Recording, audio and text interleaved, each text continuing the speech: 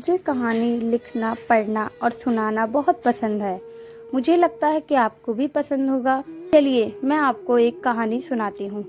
कहानी कुछ इस प्रकार है। एक गांव में अनुराग नाम का एक लड़का रहता था। उसका एक छोटा सा परिवार था। उसके परिवार में उसके पिता और उसकी छोटी सी बहन थी। 2 वर्ष पूर्व उसकी माँ का देहांत हो गया था।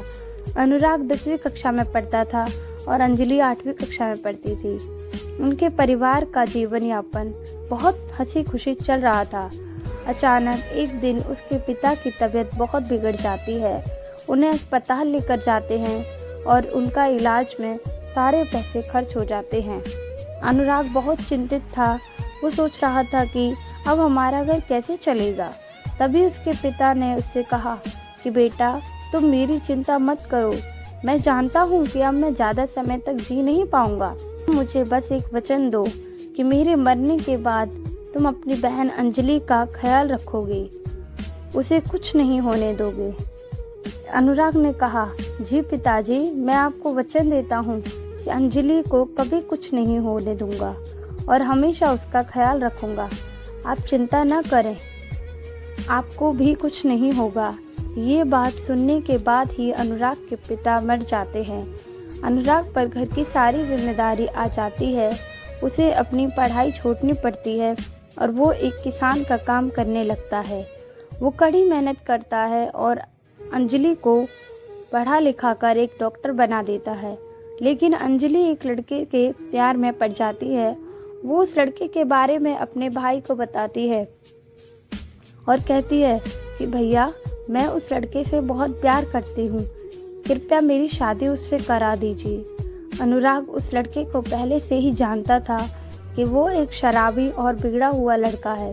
ये बात अनुराग ने अंजलि को बताई और ऐसा कहा कि तुम इस लड़के से शादी ना करो, अपनी ज़िंदगी बर्बाद ना करो उससे शादी करके। लेकिन अंजलि ने उसकी नहीं मानी क्योंकि वो उस लड़के से बहुत प्यार करती थी। उसने भागकर उस लड़के से शादी कर ली। जब अंजलि अपने पति के साथ अनुराग के सामने गई तो अनुराग उसे देखकर टूट गया। उसे बहुत दुख हुआ। अंजलि को भी बहुत बुरा लगा। उसकी वजह से उसका भाई बहुत दुखी हो गया है। वो अनुराग से क्षमा मांगती है और कहती है कि भैया, कृपा करके मुझे क्षमा कर दीजिए और हम दोनों को अपना लीजिए। लेकिन अनुराग नहीं सुनता। अनुराग उन दोनों को घर से निकाल देता है। अंजलि अपने पति के साथ उसके घर चली जाती है। कुछ दिनों तक तो उन दोनों में सब ठीक चल रहा था, लेकिन एक दिन किसी बात पर उन दोनों में झगड़ा हो जाता है। तभी अंजलि अपने पति को थप्पड़ मार देती है। उस समय तो वो वहाँ से चला जाता है और जब वो शाम को घर आता है तो वो शराब पीकर एक लड़की को अपने साथ लेकर आता है। अंजलि उस लड़के के बारे में पूछती है। वो तो उसे कहता है कि मैं ऐसा ही करूँगा, रोज़ दारू पीकर लड़कियों को लेकर आऊँगा, तुम क्या कर लोगी। इस बात पर अंजलि फिर से अपने पति को एक थप्पड़ मारती है।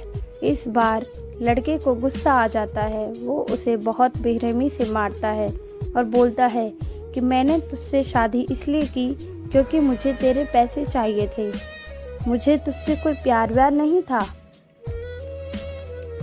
अंजलि सारी रात रोती रहती है और वो सोचती है कि काश मैंने अपने भाई की बात मान ली होती। वो अगले दिन अपने भैया के पास जाती है। अनुराग उसे देखकर बहुत क्रोधित होता है, लेकिन फिर भी उसे अंदर बुलाता है और कहता है कि क्या हुआ, अब यहाँ क्यों आई है, चली जाए यहाँ से।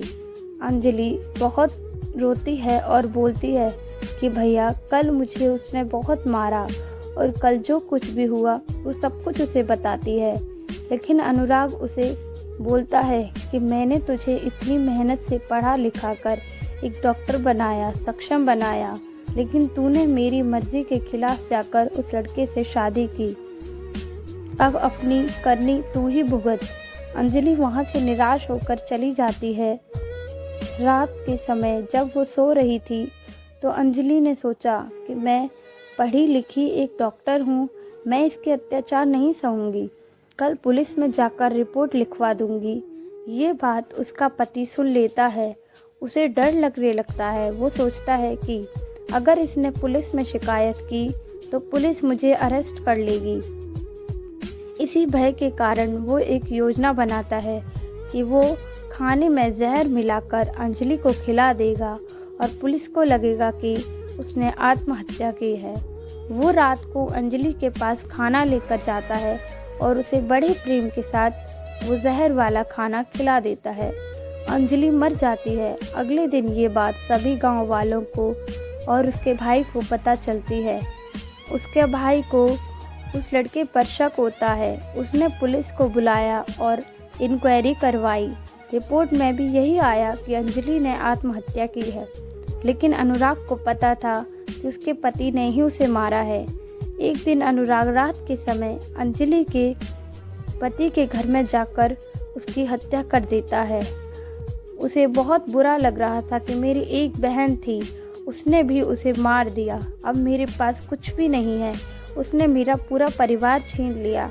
यह सोचकर उसने अंजलि के पति की भी हत्या कर दी। अगले दिन सभी गांव वालों को पता चलता है। गांव वाले पुलिस को बुलाते हैं। तभी पुलिस अनुराग को बात करने के लिए बुलाती है। वो स्वयं ही बोल देता है कि मैंने उसे मारा है क्योंकि उसने मेरी बहन अंजलि को, इतनी प्यारी बहन को मारा था। उसने बहुत बेरहमी से उसकी हत्या कर दी। यदि मैंने उस दिन अंजलि की सहायता कर दी होती तो आज ये दिन नहीं आता। यदि आपको कभी निर्णय लेने की आवश्यकता पड़े तो बहुत ही सोच समझ कर लीजिए, क्योंकि आपका एक निर्णय आपका पूरा जीवन और दूसरे का भी जीवन बर्बाद कर सकता है।